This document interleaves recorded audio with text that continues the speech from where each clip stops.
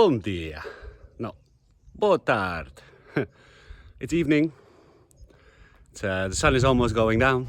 I choose a nice time to record this video. A much requested video. We're going to do the tour of the ghost town. Yeah, a lot of you want to know a detailed description of what the town is like. So yeah, I'm going to do that for you. Let's go to the main square. Here you have my house, my garden, and I am directly located on the main square. This is the road into the village that I always take, and if we go there, so the road is now behind you. This way you come into the town. You drive directly into my house. Sorry, don't drive directly into my house. You see directly my house when... no, but you see directly my house when you come down the street. And then you can go left. And there is a small road that goes right. Sorry, this is the main street. There's a small road here that goes right. So this is the Rua Principal. This is the Rua Principal. This is the main street. I am on the first house. I called myself number 1. And then we have here the Rua da Fonte. This is where Paulo's house is. I'll show you that in a minute. And then if we go the other way, this is the Rua de Boraca. And here the street goes to the next town, which is pretty much inhabited. And yeah, here are also still some houses from Garridas. Where you want to start? We start here? Let's go.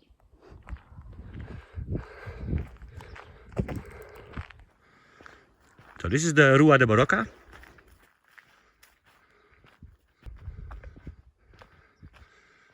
And yeah, you see here, sorry, I hurt my finger, so you're gonna see a band every time. This is still a very nice house. This is a very nice house to see. This is the end of the street. Well, the end of Garridas. Here somebody still has a shed. I don't know to who belongs that. This house and the garden is still being maintained. These people come here every couple of weeks. And they maintain the garden and take some vegetables and fruit and stuff. I believe it's 2 sisters who own this place. And then here are some small sheds next to it. But this, just like my property over there, this belongs also to the part on this side. Then if we turn around, we have here a garage. I don't know who owns the garage. And this is another piece of land that is next to mine. And you can see the house is in pretty much decay. Although the roof still looks fine. But this borders my property. If you look there, just about there, that's my property. So it has a pretty big building here.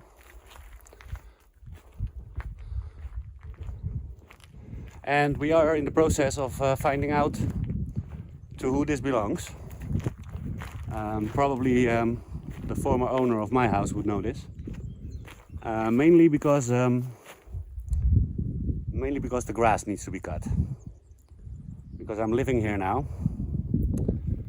And for me this is a fire hazard. But also a good way to find out who owns the property. So yeah, here we have the main square again. This is the entrance road into the village. My house. And here is the Rua de Fonte.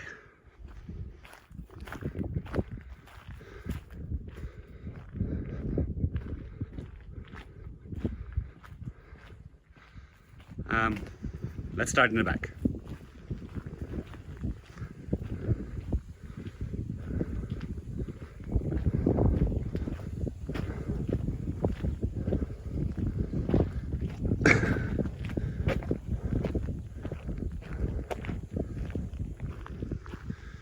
So here is just about the other border of Garridas. And the first house we see here, this is actually Paulo's house. He still has the chickens back there, behind the wall. And yeah, as you may see from the other videos, Paulo comes here about 1 time a week, minimum, to take care of his chickens. There is another fact about this house, which may interest some of my viewers also. I'm gonna come back to that later. Let's see, what has the Rua de Fonte nog meer? What more does the Rua de Fonte have? On the left side here we have a couple of small houses. And I know that 1 or 2 of these houses belong to cousins of Paulo. And apparently I have to... I will inform again, but I think they are not ready to sell. They look in pretty good condition.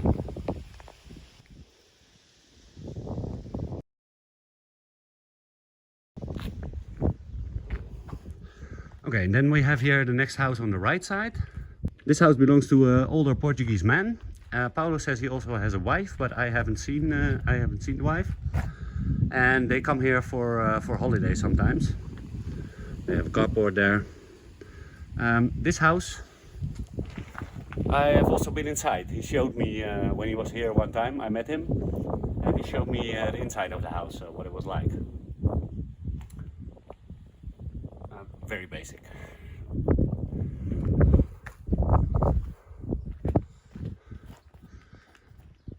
Then if we go on here on the right side, we have a sort of a shed.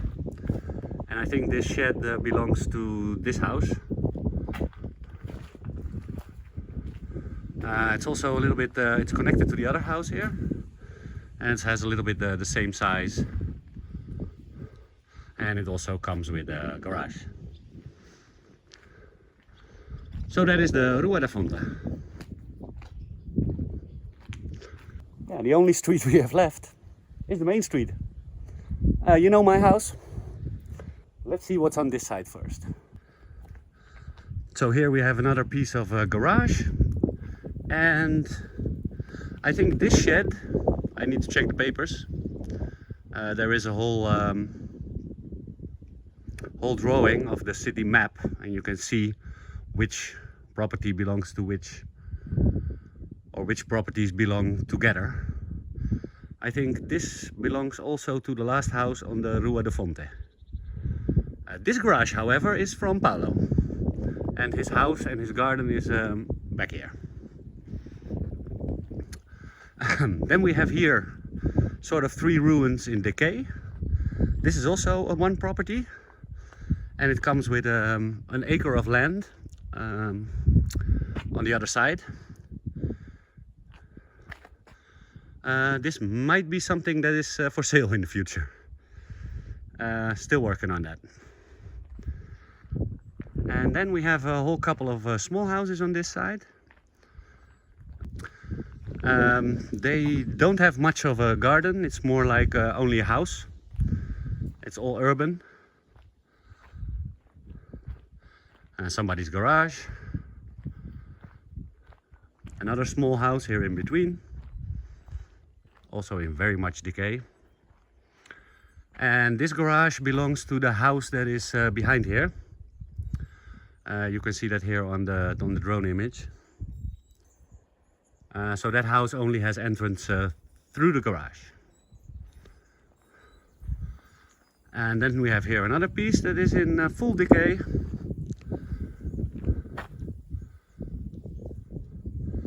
This is also one registration.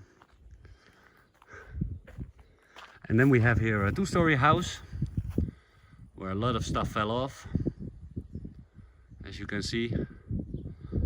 I have no idea about this house, but the fact that the water is still connected gives an indication that either maybe somebody still comes here, or it means that we maybe can track the owner, because somebody is paying for this water. Yeah, let me see if I can get a bit better view here.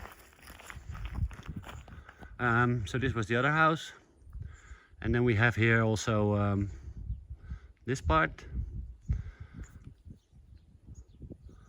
I don't know if these belong together. We can check on the map. And then we have here a house that I think in the old days this was a pretty nice house. It has the double doors, and it just looks with the paint. It looks as if it was a really nice done house. But there's not much left of it. Let me show you. Let me show you from the side.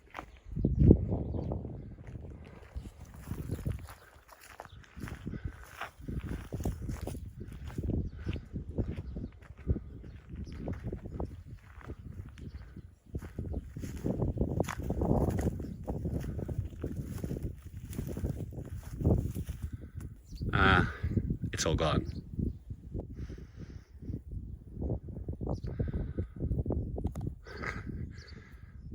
Something fell down here.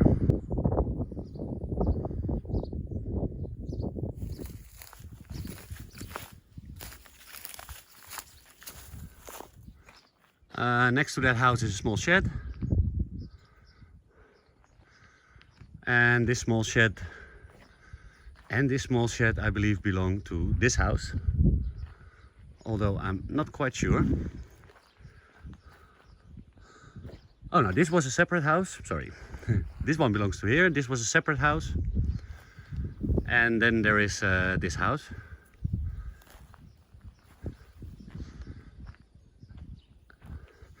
Because of the plaster it looks a little better, but as you can see on the roof,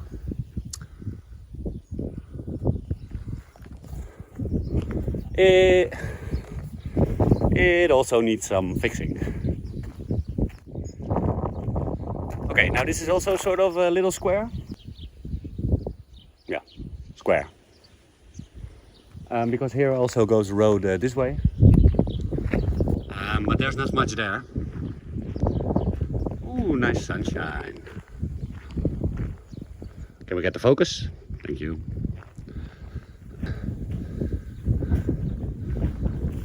Here you see the back parts of the houses we were just at.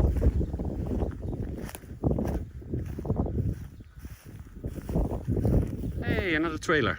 Somebody has a Tiny Tim. Tiny Zwan trailer. Yeah, and then some two more properties here. I think all this on this side is agricultural use. All on this side is urban. And if we turn around,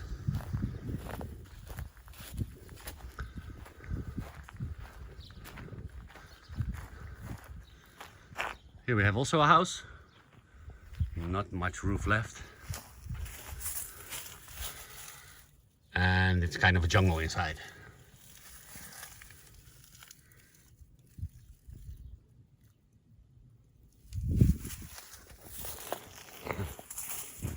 Also a very nice fixer-upper for a tiny house, small guest house. Then we come here to this very nice house, and this house belongs to a family that still comes here in the summer. I don't know actually where they live, and I haven't seen them at all. Maybe this summer I will meet them if they come here still. This house from the outside looks in very good shape. This a little less. Oh yeah, as you can see from the drone footage for this house, it has on the other side, on the back side, it has 2 stories. Because it goes downhill here. They have 2 stories down. And this is, yeah, actually the first floor. Here also a cute tiny little house. Now this is a fixer-upper, but still a pretty decent size. The only thing is, like I explained in the comments also, the problem is these houses have been abandoned for a long time. And in Portugal there is not really a way to track the owners of the properties. Unless you have a kind of an, how do you say, you need to have like a reason for contacting them. For instance, I'm not sure if I'm correct with this, but I hear that you can go to the camera, the city hall, where they have all the registrations from the houses, and you can like get in touch with the people who live right next to you. Maybe because like how with my land, the land needs to be cleared because of fire hazard. And yeah, you don't want to call the police on them straight away. So I need to find this out, but there should be a way to contact these people through the camera office where they have all the registrations. So yeah, it's not easy to buy something in my village because there's not much people left. This house, however, there is a possibility that it becomes for sale also. It also has 2 stories because the hill goes down. On the other side it has an extra level down here. But yeah, since these people also know that I am a foreigner and I bought this house, they offered me this house for way too much money. So we need to weigh that out. You don't want to pay that kind of money for a house in a ghost town, believe me. And then we have this. This I find a very nice house. It's it looks very good condition still, also the roof. And I really like it because of the balcony on the other side. And also the way it goes downhill. It has a garage. MDG. Motores de Garidas. Could it be? This was the garage of the village where they fix your tractor.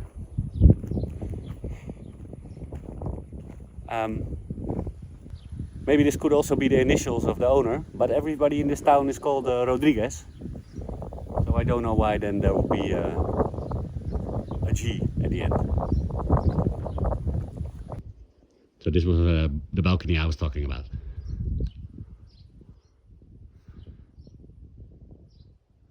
But that will probably cost a lot of money also. Especially if you start asking. You know this one, right? I keep saying it. This is already crossed off. I own this. Except for this little house. Because I don't know if you know the story, but this house used to belong to my property. But it was given away by the former owner, his father, to another guy who also owns the land after my house, more into the forest. And he didn't want to sell. Apparently it has a sentimental value for him. So that may take a while before I can get that. However, if they ever want to sell, they have to offer it to me. Because I am the bordering land, the bordering neighbor.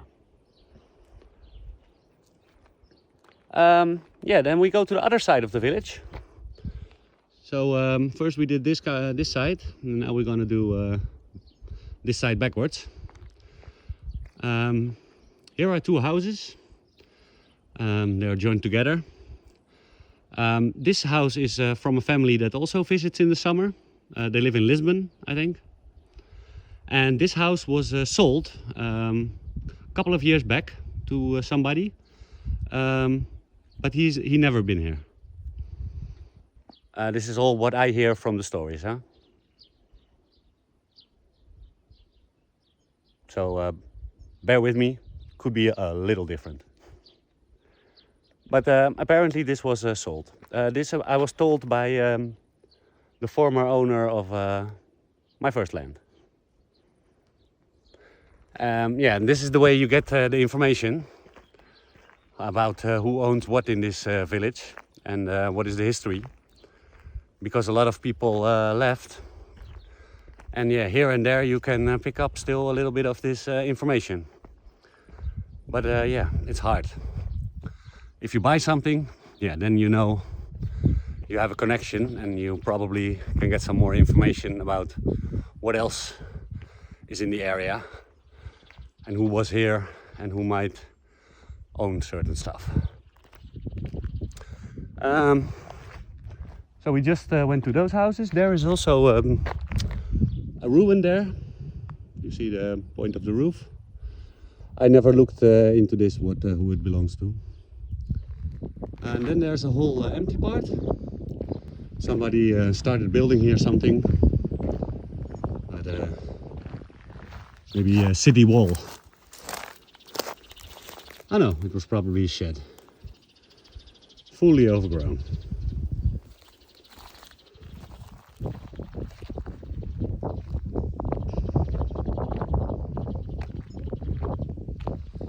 As we walk back here, we have another shed. Probably used for some animals. Storage. And it goes into the valley behind here.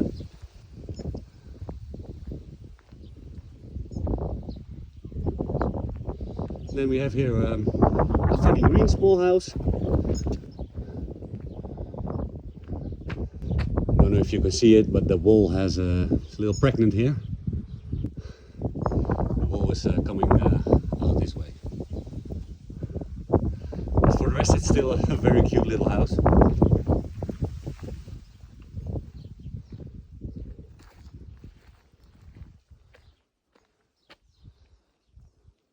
But yeah, this look at the crack. It still looks nice from a distance, but it also needs a lot of work. Not as much work as other kind of houses. The community oven, the second one. And here we have still a very nice house. Also the construction seems very rigid. I believe that this was one of the houses that was recently still lived in. The land behind here is still being maintained because of the fire hazard. But they never removed like the laundry. It's hanging there now since I bought the first land. We need to investigate this house and maybe they want to sell it, but it'll have a price tag. And I mean, not small one. Because it's completely finished. I don't know how the inside looks, but the outside looks perfect. Then here the next one. This is actually bordering my land. This is my secret shed here. This is also mine. And then here starts this land with a small garage thingy. And it has a really small garden here on the back side, because the rest of the garden there belongs to this house. For this house also we need to track who the owners are, because the grass on the other side is also growing rapidly, and I want them to clean it. So we need to see and find out who owns that. Yeah, and like I said, here we come to my property. A lot of apples.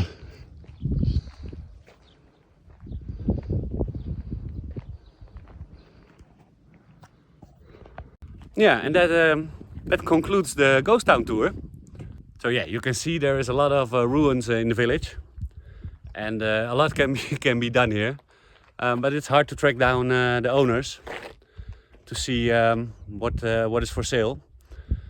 Another point is, as soon as you start asking what is for sale, the price goes up.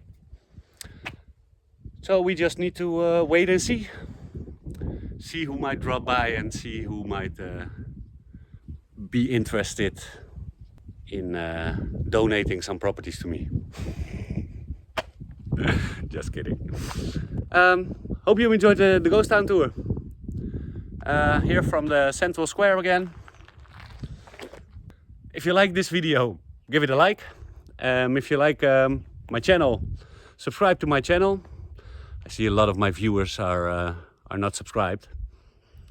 I like you to subscribe. And yeah, comment about what you think of my ghost town. I'm very excited to hear what you think. Boa tarde.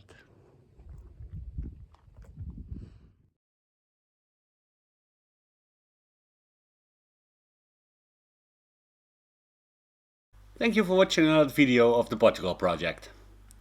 If you want to follow the Portugal project more closely, you can also add it on Facebook. Or add me on my personal account on Facebook or Instagram. See you next time at the Portugal project.